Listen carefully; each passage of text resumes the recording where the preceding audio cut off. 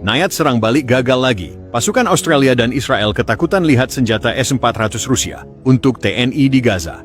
חמינאי היום, ובו הוא מסביר מדוע ישראל חייבת להיות מושמדת.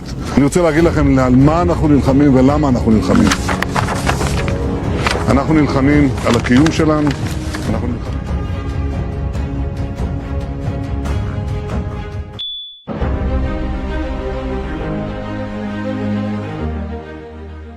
Langit Gaza kembali menjadi saksi bisu ketegangan geopolitik terbesar abad ini.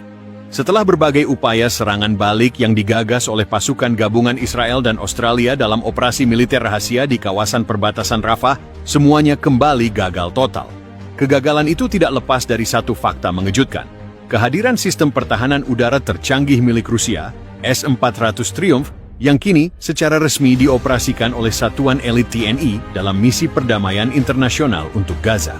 Ketika Dewan Keamanan PBB memberi mandat kepada Indonesia untuk memimpin misi multinasional di Gaza dengan status netral bersenjata, banyak pihak meremehkan kapabilitas militer TNI di medan penuh risiko. Namun semua asumsi itu runtuh ketika radar-radar canggih S-400 mulai memindai langit Gaza, membentuk payung udara tak tertembus.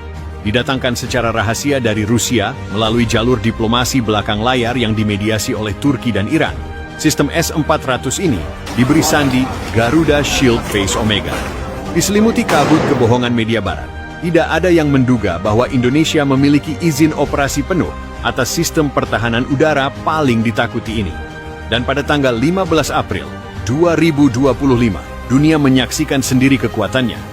Sekitar pukul 2.30 dini hari, langit Gaza diterangi oleh kilatan rudal yang ditembakkan dari jet-jet tempur F-35 Israel yang didukung oleh drone-drone tempur milik Angkatan Udara Australia. Misi mereka jelas, menghancurkan pos komando taktis TNI yang berada di Khan Yunis. Namun hanya dalam hitungan detik, radar multifungsi 91N6E dari S-400 menangkap pergerakan target dari jarak 380 km.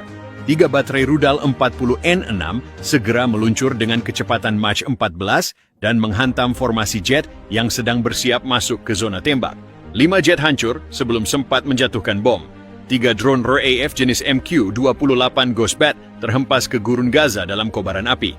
Tidak ada satupun proyektil musuh yang berhasil menyentuh tanah Gaza. S-400 berhasil memukul mundur serangan dengan akurasi mengerikan. Berita kegagalan serangan ini menyebar cepat. Di Tel Aviv, Perdana Menteri Israel langsung memanggil kabinet darurat. Di Canberra, parlemen terbelah. Beberapa menyalahkan operasi militer yang tidak transparan dan mempermasalahkan keterlibatan Australia dalam konflik yang bukan urusannya. Surat kabar The Sydney Chronicle bahkan memuat headline dramatis. Misi Gaza berubah, jadi kuburan teknologi barat. S-400 menyapu langit kami. Para analis militer ini mengakui bahwa pengoperasian S-400 oleh TNI telah menggeser keseimbangan kekuatan udara di kawasan. Bahkan Pentagon pun dilaporkan mengadakan pertemuan tertutup membahas langkah responsif terhadap dominasi Asia Tenggara di langit Timur Tengah. Dalam konferensi pers di Rafah, Panglima TNI Jenderal Agus Subianto menyampaikan pernyataan tegas, "Kami datang ke Gaza untuk menjaga perdamaian, bukan memperpanjang perang. Tapi bila kekuatan kami diuji, kami akan menjawabnya dengan kehormatan dan kekuatan teknologi terbaik. S-400 hanyalah perisai. Jangan paksa kami menggunakan pedang." Pernyataan ini sontak menjadi kutipan viral, menggema hingga ke forum-forum militer internasional. Di tengah reruntuhan konflik berkepanjangan, untuk pertama kalinya dalam sejarah, langit Gaza tidak lagi didominasi oleh pesawat-pesawat tempur Israel. Suara raungan rudal digantikan oleh dengung radar yang tenang namun menakutkan. Kini, setiap upaya serangan balik terhadap Gaza bukan hanya bertemu perlawanan, tapi juga kekuatan udara yang tak tertembus. Dan di balik layar radar itu, berdirilah pasukan Indonesia, diam, disiplin, dan mematikan. Operasi rahasia dimulai dari markas militer gabungan di luar Tel Aviv. Sejumlah jenderal Israel dan perwira tinggi Australia bertemu dalam ruangan kedap suara, membahas rencana serangan kilat terhadap instalasi militer TNI di Gaza Selatan. TNI, yang semula dianggap hanya pasukan penjaga perdamaian dengan senjata ringan, kini jadi ancaman serius. Radar-radar mereka mampu menutup seluruh langit Gaza. Dan yang lebih mengkhawatirkan, S-400 Rusia telah diaktifkan.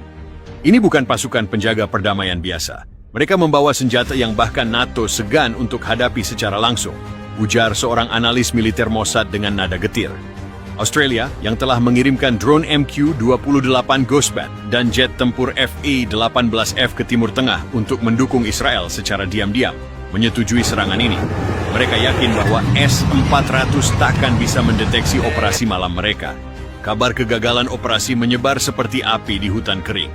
Tel Aviv gempar, Canberra membeku, Pentagon terguncang. Pemerintah Australia langsung membatalkan seluruh misi tempur terbuka di wilayah Timur Tengah. Parlemen Australia dipenuhi hujan interpelasi. Media menggila. Judul utama di The Australian Guardian berbunyi, teknologi barat dibungkam, Garuda bangkit di Gaza. Di Israel lebih parah. Para menteri militer saling menyalahkan. Rakyat bertanya, bagaimana mungkin negara dengan teknologi udara tercanggih di dunia bisa dipukul mundur oleh negara Asia Tenggara? Mossad dalam laporan internalnya menyebut Indonesia sebagai aktor non-blok paling berbahaya di abad 21. Tak banyak yang tahu bagaimana sistem S-400 bisa jatuh ke tangan TNI. Ceritanya rumit dan berkelok. Awalnya, hubungan Indonesia-Rusia membaik saat Rusia menghadapi isolasi global pasca Perang Ukraina. Di tengah embargo, Indonesia menawarkan jalur ekonomi alternatif melalui jalur Indo-Pasifik. Sebagai imbal balik, Rusia menawarkan alutsista kelas dunia, dan S-400 menjadi buah tangan utama. Namun prosesnya tak mudah. Penolakan keras dari Amerika Serikat membuat Indonesia harus bergerak diam-diam. Lewat bantuan diplomatik Iran dan logistik Turki, sistem S-400 dikirim secara modular, disamarkan sebagai kontainer bantuan kemanusiaan. Dan kini, senjata yang seharusnya menjadi simbol superioritas Rusia di Eropa Timur, justru menjadi perisai langit di Gaza, dioperasikan penuh oleh putra-putri terbaik TNI. TNI tidak hanya diam di balik teknologi.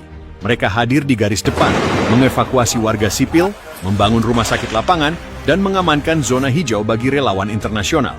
Namun kini, TNI tak lagi dianggap sekadar pasukan penjaga.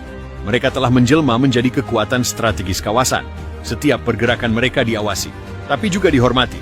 Jenderal Agus Subianto dalam wawancara dengan Al Jazeera berkata, "Kami tidak datang untuk perang, tapi dunia harus tahu, bila kami dipaksa memilih antara mundur atau bertarung demi kebenaran, maka kami akan memilih bertarung. Bukan untuk menguasai, tapi untuk melindungi." Kini, Gaza tidak lagi berada sepenuhnya dalam bayang-bayang dominasi satu pihak. Untuk pertama kalinya dalam sejarah modern, langit kawasan itu dikuasai oleh negara non-barat, Indonesia. Dengan radar aktif 24 jam, sistem S-400 menjaga langit dari serangan luar.